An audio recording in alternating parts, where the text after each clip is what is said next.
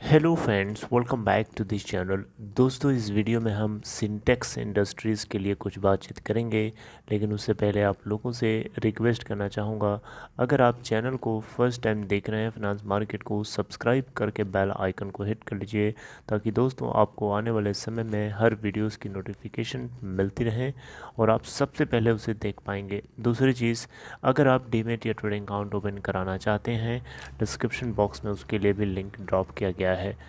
दोस्तों, syntax industries limited को stock exchange से डीलिस्ट करा दिया गया हो, भले ये बात जो है आ, आपको ज़रूर पता हो, लेकिन क्या एक सवाल है, क्या ऐसा हो सकता है?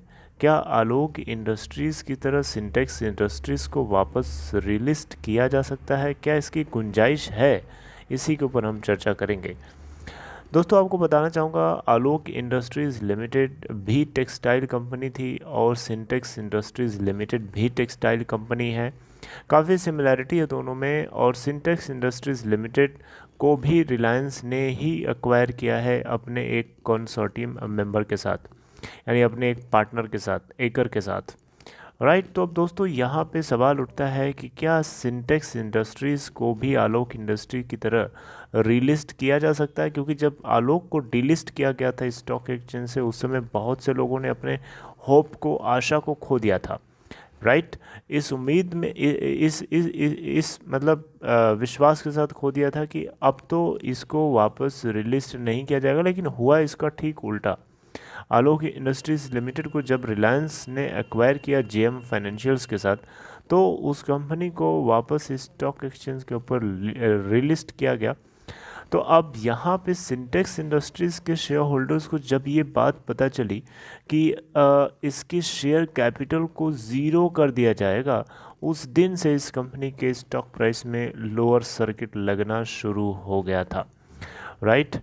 लेकिन इससे पहले अगर आप देखेंगे ट्रेडिंग पैटर्न को, तो लोग दबा करके उठाए जा रहे थे माल, क्योंकि लोगों को ये लग रहा था कि रिलायंस एक्वायर कर रहा है यार। आलोक को जैसे रिलायंस ने एक्वायर किया था, वैसे यहाँ पे भी सिचुएशन हो सकती है। तो इसी उम्मीद में लोग जो है इसमें बाइंग करते गए। अब यहाँ पे देखिए, इकोनॉमिक टाइम्स की इस आर्टिकल के शब्दों पे ध्यान दीजिए। Trading in Sintex Industries share suspended, investors likely to lose their capital. बिल्कुल सही बात है, investors are there to lose their capital, लेकिन यहाँ पे एक टर्म है सस्पेंडेड। सस्पेंडेड का क्या मतलब होता है? सस्पेंडेड और टर्मिनेटेड, दोनों टर्म्स का अपना अपना मतलब है। सस्पेंड करना यानी किसी भी चीज़ को टेम्पररी रोक देना। जैसे आपने केस सुना होगा, मैंने ही आपको बताया है कि कंपटीशन कमीशन ऑफ इंडिया ने जो अप्रूवल दिया था रिलायंस फ्यूचर डील को लेकर के, रिलायंस फ्यूचर डील ने बेसिकली अमेज़ॉन को जो अप्रूवल दिया था कि फ्यूचर कूपन में 49% की स्टेक एक्वायर कर सकता है, तो उस अप्रूवल को उसने क्या किया था, सीसीआई ने सस्पेंड कर दिया था। यानी टाइम भी फॉर कुछ टेम्पररीली बेसिस पे उसको टर्मिनेट नहीं किया था उसने। ये बात आपको शब्द पे ध्यान दीजिए, टर्मिनेट नहीं किया था बल्कि सस्पेंड कर दिया था। टर्मिनेट होना और सस्पेंड होने में अंतर होता है। टर्मिनेट होने का मतलब कि कभी भी उसको वापस रिलिस्ट नहीं किया जा सकता। यहाँ पे जो शब्द यूज़ किया गया है, आप यहाँ देखिए, यहाँ पे जो शब्द यूज़ किया गया है, trading in Sintex Industries share suspended, यानी इसको टेम्पररी बेसिस पे जो है ट्रेडिंग होने से रोक दिया है दोनों प्लेटफॉर्म्स ने, बीएसई एंड एनएसई ने। अब अगर ऐसा हो गया है तो आप इसमें ना तो बाइंग कर सकते हैं, ना तो आप इसमें सेलिंग कर सकते हैं। यहाँ पे अगर ये स्टॉक वापस रिलिस्ट नहीं होता है, जो कि सस्पेंडेड वर्ड यूज़ किया है, इसका मतलब ये गारंटी के साथ आप नहीं बोल सकते हैं। यहाँ पे भी इसका मतलब ये बिल्कुल नहीं है कि आप गारंटी के साथ बोल सकते हैं कि वापस इसको कहीं ना कहीं आने वाले समय में रिलिस्ट जरूर किया जाएगा। नहीं बोल सकते, गारंटी के साथ नहीं बोल सकते, लेकिन ये भी आप गारंटी के साथ नहीं बोल सकते कि इसको टर्मिनेट कर दिया गया है। ये टर्मिनेट वर्ड नहीं यूज़ कर सकते आप। तो एक तरीके से देखा जाए तो सिंटेक्स इंडस्ट्रीज़ लिमिटेड के अंदर बहुत से लोग फंस चुके हैं और इसी उम्मीद में अब बैठे रहेंगे कि काश आलोक इंडस्ट्रीज़ लिमिटेड की तरह इसको भी स्टॉक एक्सचेंज पे रिलिस्ट कर दिया जाए। दोस्तों अब यहाँ पे ऐसा क्यों किया है रिलायंस और आयकर के कंसोर्टियम ने? दोस्तों ऐसा बताया जा रहा है कि बहुत सारे सर्कमस्टेंसेस थे और बहुत सारे मार्केट कॉम्प्लिकेशंस थे। उन सभी चीज़ों को अवॉइड करने के लिए सिंटेक्स इंडस्ट्रीज़ लिमिटेड को की ट्रेडिंग को बेसिकली 22 मार्च 2022 से सस्पेंड कर दिया गया था इफ़ेक्टिवली।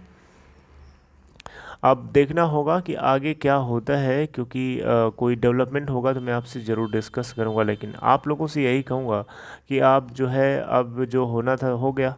अब तो आप उसको टाल नहीं सकते ना, आप सोच करके कुछ पैनिक करके आप कुछ कर पाएंगे। तो बेहतर होगा कि आप इसके बारे में सोचना ही बंद कर दें, ना इसकी तरफ ध्यान दें। अगर कुछ ऐसा होता है ऊपर वाले की दया से तो डेफिनेटली उसका फ़ायदा आपको मिल जाएगा। आपके डीमैट अकाउंट में शेयर्स इसके एग्जिस्ट कर रहे होंगे या नहीं भी कर रहे होंगे, तो अगर ऐसा होता है तो डेफिनेटली रिफ्लेक्ट करने लगेंगे। लेकिन अगर ऐसा नहीं होता है तब भी मैं आपसे कहूँगा उम्मीद मत रखिए। उम्मीद रखने से आपको पेन भी होगा, क्योंकि उम्मीद रखेंगे किसी चीज़ के ऊपर और वो चीज़ नहीं होगी तो आपको उसको लेकर के टेंशन होगी, पैनिक होगा कि नहीं होगा। तो इसलिए मैं कहूँगा उम्मीद इस चीज़ को लेकर के मत रखिए, इस पे ध्यान मत दीजिए। और अगर इन केस होता है तो अच्छी बात है, नहीं भी होता है तब भी आपको कोई फ़र्क नहीं पड़ना चाहिए। आप इस तरीके से अब इसको देखिए, क्योंकि देखिए मैं मान सकता हूँ इसको बोलना इतना आसान नहीं है, क्योंकि बहुत से लोग इसमें ट्रैप हो चुके हैं। जब ये बस खबर आई थी कि रिलायंस भी बिड कर रहा है सिंटेक्स को पाने के लिए, उसी समय से इसके अंदर आग लगी हुई थी और बहुत से लोग इसके अंदर बाइंग कर करके इसके लेवल को 10 के ऊपर चढ़ा के रख दिया था। और फिर जब ये पता चला कि इसमें जो है इसकी ट्रेडिंग एक्टिविटी को सस्पेंड कर दिया जाएगा, तो फिर तब से इसमें एलसी लगने लगा, लोअर सर्किट, और ये 6-7 के लेवल के आसपास इसमें आते आते ट्रेडिंग सस्पेंड कर दी गई। चलिए आगे जो भी होगा हम उसको डिस्कस करेंगे। अपना ख्याल रखिए, टेक केयर।